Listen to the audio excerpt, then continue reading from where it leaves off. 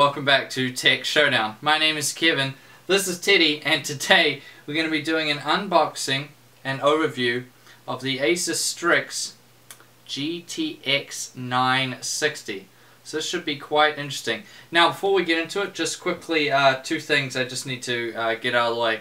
The first of which is a, I want to say a complaint that I seem to see every now and again.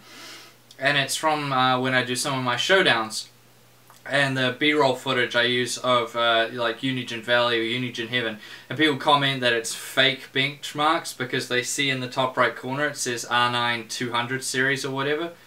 So let me just get something straight. None of my benchmarks are fake. Why would I do that? You know, I do this channel to help people out. I'm not going to give you guys false information ever, so don't even think that.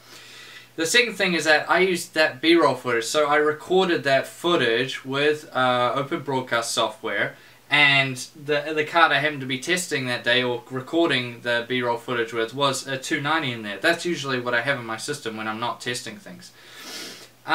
So yeah, it's not a fake benchmark. I'm not going to redo the recording every time I test a new card in there. It'll be pointless. Go watch Logan or Tech Syndicate's video, their latest one, about the 960 as well.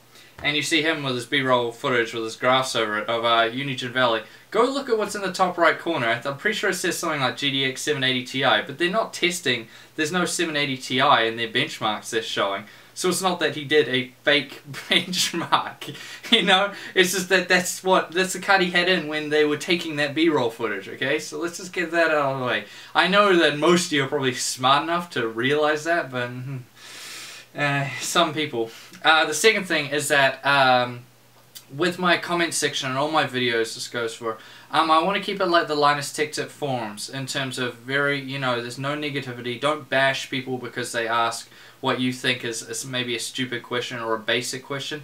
It isn't. You know, some people aren't that well informed. They're going to ask questions. Just be nice. Answer them nicely. Because if you don't do that, I'm going to remove it or I'm going to ban you from commenting on my videos because I don't want it. Everyone, just be nice. You can be critical, you know, of me or my videos, say you could do this better or something like that. That's fine. I'm not gonna just take it all away, but yeah, just, you know, we don't really need a lot of negativity in the comments, especially bashing other people. So keep it nice, and I'm running it in the same way that Linus and Luke run the Linus Tech Tip forums, and keeping it nice and friendly. Anyways, with all that out of the way, let's get into the GTX 960 now and rip through this unboxing.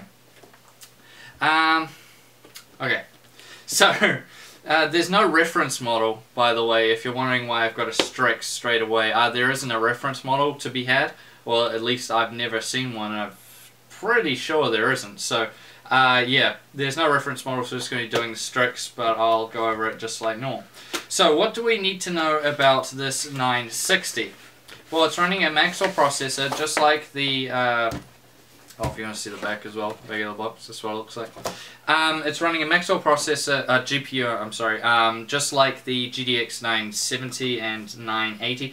This one in here is a GM206, not the GM204 that the 970 and 980 use. So it has 1024 CUDA cores. This one right here, the Strix, is coming in with a base clock of 1253 megahertz, but it will boost all the way up to 1317 megahertz. So that's pretty good there. It comes with GPU Boost 2.0, so that's just what Asus is saying, but it's probably going to go higher. You know, GPU Boost 2.0, for those of you who don't know, it's basically an auto overclocking feature that Nvidia cards have, some Nvidia cards have. And it will auto overclock itself, the GPU speeds up if temperatures allow. That's basically what it is. Now, memory wise, as we get into this, we open it up, we see the 960 itself. We'll just grab that out of the way just for now. So memory wise, it's coming in with 2 gigabytes of GDDR5 on a 128-bit memory bus. This is a VGA to DVI-D connection. Oh, no, DVI-I. Again, I wonder, but there's obviously a reason they keep adding it. There's just a driver CD here and a manual and a little Strix sticker. So there's not really too much in the box. Nothing out of the ordinary. It's a very basic setup in terms of what you get in the box. So yeah, 2 gigabytes DDR5 on a 128-bit memory bus. And that's running on the Strix model at 7,200 megahertz. So that's pretty good speed. That's right up there with what we see on the 970 and 980. Here's the 960 itself. Very small, very tiny. This would be great for mini ITXs already, I can tell. But yeah, that's a bit disappointing on the memory bus though. But again, people were saying the same thing when the 970, 980 came out. You know, there's only a 256-bit memory bus, and they're saying, oh, it's not big enough. So I don't really think that's too much of the issue, as we'll talk about later, with just how the memory works. But the 2 gigabytes is a little bit disappointing. It's not really enough, I think, in my personal opinion, these days. So yeah, a lot of people have been a bit iffy about the memory this thing comes with. Now, it has a 120 watt TDP, so continues with Maxwell's incredible power efficiency. Now, looking at the card itself, it looks pretty nice. Very solid looking, small card. Yeah. So let's run over some of the features then of this little 960, and then we'll talk about this Strix more in particular. So, as I said before, the way the memory works, it has their 3rd generation Delta color compression, which is basically an improved memory compression and caching, and that's to make up for its little 128-bit memory bus, although we'll see how it goes once we actually start testing this thing. Dynamic super resolution, or super sampling anti-aliasing, it basically renders the scene at a high resolution and then downscales it for better graphics quality. MFAA, which is just a more efficient version, about 30% more efficient version of MSAA, so it doesn't take as much GPU power to actually run. VXGI illumination technique, which is a lighting illumination technique that is probably a bit beyond this guy, so we shouldn't really worry about that too much. Now let's talk about the Strix cooler itself. So as these, it's quite a bit smaller than the normal Strix that you're probably used to seeing. So these fans are only 75 millimeters. It has 4 heat pipes, as you see out the bottom there, and on their aluminium heat sink.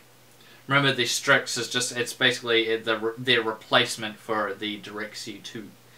It comes with a backplate, which is nice to see on these lower-end cards. You don't usually see backplates as nice, and it does make it look really good. So that's probably what you'll see when it's in your system, and I think it's a good addition to have. Definitely, as I've said before, especially on the higher-end cards, they all should be coming with backplates now. There's no excuses anymore. Now, it's their 5-phase super alloy power. Basically, to keep basic for you guys, what that means is, in theory, this card should have longer lifespans because the components are improved. It should be better for overclocking, and there should be less coil whine. Although I'll be checking all that once I actually get this in my system and start testing it. And it has their 0 decibel fan technology in it, which basically means the fans won't be spinning until they get up to a certain temperature. I think it would be about 55 degrees Celsius on this guy.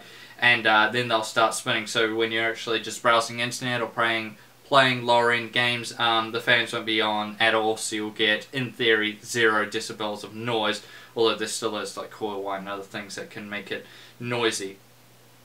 Now let's go over to the I/O quickly, and we see that it's a standard for Nvidia like we see on the 980 and 970, so it's seeing triple DisplayPort 1.3 and HDMI 2.0, which means over HDMI you can do 4K at 60 Hz, and triple DisplayPort means you do triple G-Sync monitors, because this thing can do G-Sync as well. And then we just see a single DVI-I connection.